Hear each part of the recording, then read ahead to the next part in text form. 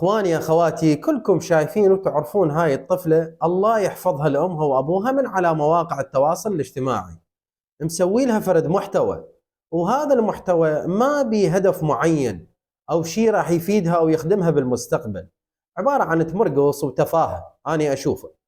فاني من خلال هذا المقطع اوجه رسالة لكل الاباء والامهات، لا تعلمون اولادكم على الشيء الخطأ اللي مثل هذا.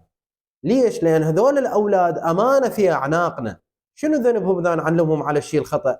طيب إحنا من الصغر نعلمهم على قراءة القرآن، على ذكر الأسماء لأهل البيت المعصومين صلوات الله وسلامه عليهم أجمعين، نعلمهم على الصلاة حتى تقوى ذاكرتهم.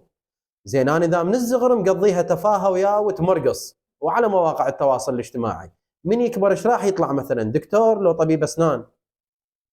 أتمنى هاي الرسالة توصل إلى كل الآباء والأمهات بحق محمد وآل محمد، وإن شاء الله يحفظ كل أولادنا وأطفالنا بحق محمد وآل محمد.